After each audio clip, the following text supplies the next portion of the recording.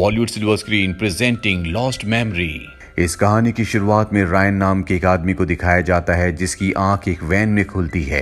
वो देखता है कि उसके सामने एक बच्चे को बांधा गया है जिसका नाम एलेक्स है। वो एलेक्स के हाथ खोलता है। एलेक्स बताता है कि 2 किडनैपर्स ने मेरी मॉम को मार दिया। मैं उनकी शक्ल भी नहीं देख पाया। मैं यहाँ वैन में कैसे आया मुझे कुछ पता नहीं। और अब इनकी वैन एक जगह पर रुकती है, जिसके बाद रायन एलेक्स को लेकर वैन से उतरकर वहां से भागने लगता है। पर किडनैपर इन दोनों को देख लेता है। वो इनका पीछा करता है और ये दोनों के दोनों भागते भागते एक ग्रेवयार्ड में आ जाते हैं। और तभी एलेक्स गिर जाता है, उसके पैर पर चोट लगती है। रायन उसको लेकर एक जगह पर बैठ जाता है ताकि ये दोनों किडनैपर से बच सके। रायन एलेक्स को बताता है कि मुझे याद है कि आखिरी बार जब मुझे होश था तो मैं एक रिहैब सेंटर में था। मैं वैन के अंदर कैसे आया मुझे इस बारे में कुछ भी याद नहीं है। और तभी वो अपनी घड़ी में टाइम और डेट देखता है और आज डेट होती है 7 जून, जिसे देखकर वो पूरी तरह से हैरान हो जाता है। रायन कहता है कि जब मैं आखिरी बार सोने के लिए गया था तो वो जनवरी का महीना था और ये जून है। इतने महीने बीच में क्या हुआ मुझे कुछ याद नहीं है। और अब यहाँ पर किडनैपर भी आ जाता है जो इन दोनों को ढूंढ रहा होता है। रायन पीछे से किडनैपर को देखता है जो अपने साथी को कॉल लगाता है और ये कॉल और किसी को नहीं बल्कि रायन को लगता है। रायन को कुछ भी समझ में नहीं आता कि किडनैपर का कॉल उसे क्यों आया। जब वो अपने कपड़ों की तलाशी लेता है तो उसमें उसे एक गन भी दिखती है। साथ में यहाँ पर एलेक्स उसके पास कुछ ऐसा भी सामान देख लेता है जिससे उसे समझ में आ जाता है कि दूसरा किडनैपर और कोई नहीं बल्कि रायन है। रायन और उस दूसरे किडनैपर ने ही उसकी मॉम को मारा था। वो उस पर चिल्लाने लगता है, जिसके बाद उसकी गर्दन में बहुत तेज दर्द होना शुरू हो जाता है। जो आवाज सुनकर उसका साथी किडनैपर यहाँ पर आ जाता है। इसके बाद रायन बेहोश हो जाता है और जब उसकी आंखें खुलती है तो वो एक कमरे में होता है। वो सबसे पहले अपनी घड़ी में डेट देखता है और आज डेट होती है 17 जून, यानी कि 10 दिन बीच में क्या हुआ उसे कुछ भी याद नहीं है। और तभी दूसरा किडनैपर उसके पास आता है। दरअसल ये रायन का साथी है और ये एक एजेंट है। तो रायन से ऐसे बातें करता है जैसे दोनों के दोनों एक ही मिशन पर काम कर रहे हो। वो रायन से कहता है कि जल्दी हम अपने सभी टारगेट्स को पूरा कर देंगे। जिन लोगों को हमें खत्म करना है उन्हें हम खत्म कर देंगे। इसके बाद दीवार पर दिखाया जाता है जहां पर बहुत सारे नोट्स और इनके टारगेट्स की फोटोज होती हैं और इनमें एलेक्स की भी एक फोटो होती है। रायन कहता है कि हम एलेक्स के साथ क्या करना चाहते हैं। ये लाइन सुनने के बाद वो पूरी तरह से चौंक जाता है। एजेंट समझ जाता है कि ये अपने होश में है। इसके बाद वो उसके ऊपर हमला कर देता है। रायन भी उसके ऊपर हमला करता है, लेकिन तभी एजेंट रायन को कहता है कि तुम्हारा समय खत्म होने वाला है, 9 मिनट 45 सेकंड्स होने वाले हैं।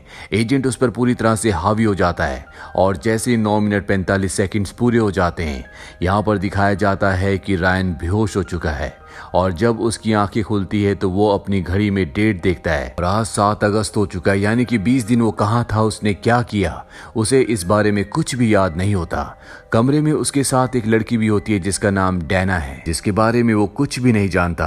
और तभी उसे आखिरी मुलाकात जो उसकी एजेंट के साथ हुई थी वो याद आती है, जब एजेंट ने उसे कहा था कि 9 मिनट 45 सेकंड्स पूरे होने वाले, जिसके बाद एक बार फिर से टाइमर रीसेट हो जाएगा। और वो समझ जाता है कि 9 मिनट 45 सेकंड्स के बाद वो बेहोश हो जाएगा। इसीलिए वो उस लड़की के साथ जो यहाँ पर पहले से होती है जिसका नाम डैना है, उसे अपने साथ चलने को कहता है। डैना कहती है कि मैं ऐसा नहीं कर सकती। मेरे बेटे की मौत के बाद मैंने सर्जियो से बहुत पैसे लिए हैं, मैं उसकी कर्जदार हूँ और अगर मैंने ऐसा किया, यहाँ से गई, तो वो मुझे मार देगा। दरअसल डैना प्रोस्टिट्यूशन का काम करती है, इसीलिए पैसे लेकर उसने रायन के साथ एक रात गुजारी थी। रायन उसे अपने बारे में सब कुछ बताता है कि कैसे वो जब भी उठता है तो 9 मिनट 45 सेकंड्स के बाद वो बेहोश हो जाता है और जब अगली बार उसकी आंख खुलती है तो कई दिन बीत चुके होते हैं, जिसके बारे में उसे कुछ भी याद नहीं होता। पर डैना उसकी बातों पर विश्वास नहीं करती। रायन डैना से कहता है कि तुम मेरे साथ यहाँ से चलो, मैं तुम्हें यहाँ से आजाद करवा दूंगा। डैना मान जाती है और जब वो बाहर जाते हैं तो वहां पर सर्जियो के लोग होते हैं जो इन्हें रोकने की कोशिश करते हैं। रायन उन पर हावी होकर यहाँ से डैना को लेकर निकल जाता है, लेकिन अब भी उसका पीछा सर्जियो के लोग कर रहे होते हैं। और जब वो शहर में जाता है तो वो देखता है कि ये न्यूयॉर्क है, जबकि आखिरी बार जब वो बेहोश हुआ था तो वो लंदन था। उसे समझ नहीं आता कि वो न्यूयॉर्क में कैसे आया। और अब यहाँ पर उसका पीछा करते हुए सर्जियो भी आ चुका होता है। इससे पहले कि सर्जियो उसे शूट करता। रायन की गर्दन में एक बार फिर से दर्द होना शुरू हो जाता है, वो बेहोश हो जाता है और जब उसकी आंखें खुलती है तो वो देखता है कि उसके पास 2 एजेंट्स हैं और वहीं पर एक आदमी होता है जिससे दोनों के दोनों एजेंट्स इन्वेस्टिगेशन कर रहे होते हैं। ये एक टेररिस्ट है। रायन उन दोनों एजेंट से पूछता है कि हम यहाँ पर क्या कर रहे हैं, पर वो एजेंट्स उसके सवालों पर कोई भी ध्यान नहीं देते और उसे कहते हैं कि जो हम यहाँ पर करने के लिए आए हैं हमें उस काम को करना चाहिए। और तभी एक एजेंट का हाथ रायन के कपड़ों पर लगता है। वो देखते हैं कि उसके कपड़ों के अंदर गन है, जिसके बाद इनकी आपस में लड़ाई होना शुरू हो जाती है और तभी गन नीचे गिर जाती है जिसे टेररिस्ट उठा लेता है और 2 एजेंट्स में से एक एजेंट को मार देता है। अब वो रायन को गन पॉइंट पर लेता है और कहता है कि मुझे कोई मास्क चाहिए ताकि मैं अपना चेहरा छुपाकर यहाँ से भाग सकूं। रायन कहता है कि मैं तुम्हारी मदद करूंगा, लेकिन सबसे पहले तुम्हें मुझे बताना होगा क्या कोई ऐसी टेक्नोलॉजी है जिससे किसी भी इंसान के दिमाग को कंट्रोल किया जा सके। वो कहता है कि हाँ, ऐसी एक टेक्नोलॉजी है जिसमें किसी भी इंसान की गर्दन के पीछे एक चिप को लगाया जाता है जिससे उस इंसान को कंट्रोल किया जा सकता है। रायन उसे मास्क दे देता है, पर जाने से पहले वो रायन को बताता है कि जो कुछ तुम्हारे साथ हो रहा है वो डॉक्टर लैंगम कर रहे हैं। दरअसल ये आदमी जिस तरह से रायन से बात कर रहा होता है, रायन समझ जाता है कि ये आदमी पहले से मुझे जानता है। वो उससे और भी सवाल पूछना चाहता है, पर अब उसके 9 मिनट 45 सेकंड्स पूरे हो चुके हैं, जिसके बाद एक बार फिर से वो बेहोश हो जाता है और जब उसे होश आता है तो वो एक लैब में होता है जहां पर उसके सामने वो टेररिस्ट भी होता है। पर यहाँ पर रायन को पता चलता है कि ये एक वैज्ञानिक है। साथ ही यहाँ पर वो एजेंट भी होता है जो कहानी की शुरुआत में उसका पीछा कर रहा था और ये दोनों आपस में बात कर रहे होते हैं एक ऐसा वायरस बनाने के बारे में जिसे बनाने के बाद पूरी दुनिया को यानी कि बड़े बड़े देशों को इनकी बात माननी होगी। जो भी देश इनकी बात नहीं मानेगा ये उस देश के ऊपर इस वायरस को छोड़ देंगे। और इनकी बातों से साफ साफ पता चलता है कि यहाँ पर जो डॉक्टर है वो इस काम को अपनी मर्जी से नहीं कर रहा, बल्कि उसके साथ जो एजेंट और उसका बॉस होता है वो उससे काम जबरदस्ती करवाना चाहते हैं। दरअसल उसने इस काम के लिए मना कर दिया था, जिसके बाद उसके बेटे को किडनैप किया गया और उसके बेटे को किडनैप करने वाला और कोई नहीं बल्कि रायन था। हालांकि इन्होंने डॉक्टर के बेटे को किडनैप कर लिया था, लेकिन फिर भी डॉक्टर ने वायरस को बनाने से साफ साफ मना कर दिया था, जिसके बाद डॉक्टर को टेररिस्ट घोषित कर दिया गया। और पिछली बार जब रायन को होश आया था इसीलिए डॉक्टर को बांधा गया था, उसे टेररिस्ट कहा जा रहा था। और अब डॉक्टर ने उसे बहुत सारी बातें बता दी हैं और एक बार फिर से यहाँ पर रायन के 9 मिनट 45 सेकंड्स पूरे हो जाते हैं, जिसके बाद वो बेहोश हो जाता है। और जब उसे होश आता है तो एक बार फिर से वो उसी रूम में होता है जहां पर उसके पास सबसे पहले एजेंट आया था। और अब रायन इस कमरे की तलाशी लेना शुरू कर देता है, उसे कुछ भी समझ में नहीं आ रहा होता। और तभी वो एक आदमी का इंटरव्यू देखता है जो अपने इंटरव्यू में रायन का नाम भी लेता है। वो बताता है कि रायन की पत्नी की मृत्यु हो गई थी, जिसका असर उसके दिमाग पर बहुत ज्यादा गहरा पड़ा, इसीलिए वो यहाँ रिहैब सेंटर में आया था। इसके बाद उस आदमी से उस प्रोजेक्ट के बारे में भी पूछा जाता है जिसे वो आजकल कर रहा है। ये एक तरह की टेक्नोलॉजी होती है जिससे किसी भी इंसान के दिमाग को कंट्रोल किया जा सकता है, पर वो इस सवाल का जवाब नहीं देता। दरअसल यही सबका बॉस होता है। रायन के साथ आज जो कुछ हो रहा है उसकी वजह यही है।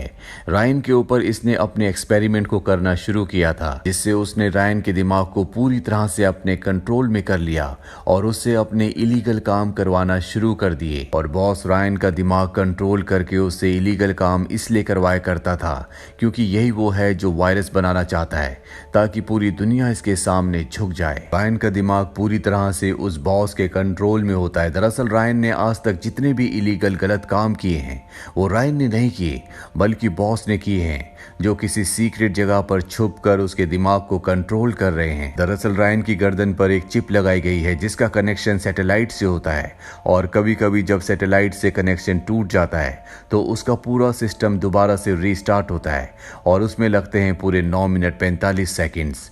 और इन 9 मिनट 45 सेकंड्स में रायन अपने असली रूप में आ जाता है, यानी कि वो असली रायन बन जाता है।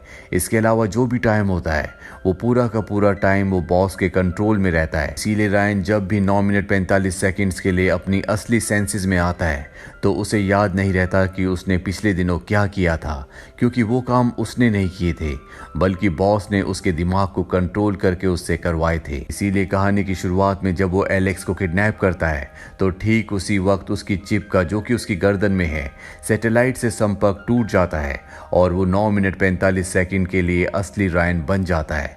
और इसीलिए वो एलेक्स को छुड़ा कर ले जाता है और बार बार उसके साथ यही हो रहा होता है।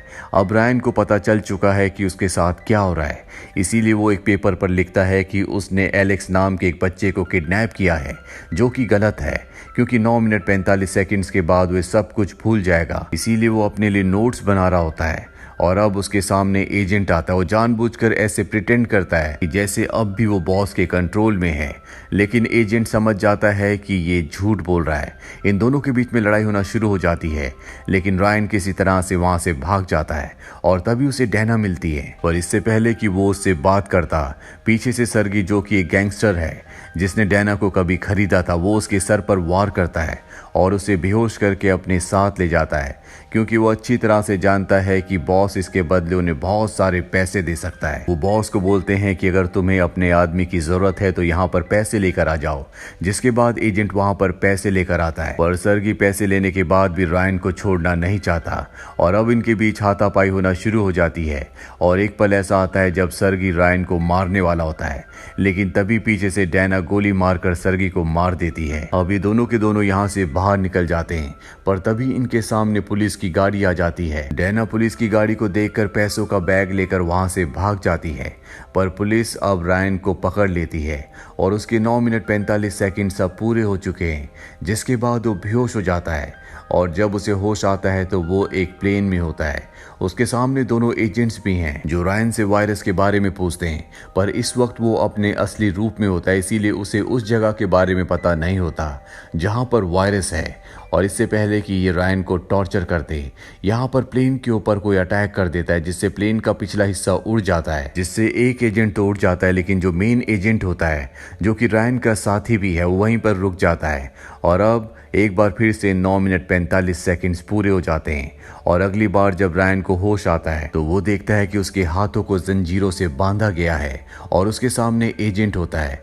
वो एजेंट से इस तरह से बात करता है जैसे कि उसे यकीन हो जाए कि वो अपने असली होशो हवास में नहीं है, बल्कि वो बॉस के कंट्रोल में है। एजेंट को उसकी बातों पर विश्वास हो जाता है, जिसके बाद वो रायन के हाथ खोल देता है और जैसे वो रायन के हाथ खोलता है, रायन उसके ऊपर हमला कर देता है और एजेंट के हाथों में हथकड़ी लगाकर वहां से मैच बॉक्स लेने के लिए निकल पड़ता है।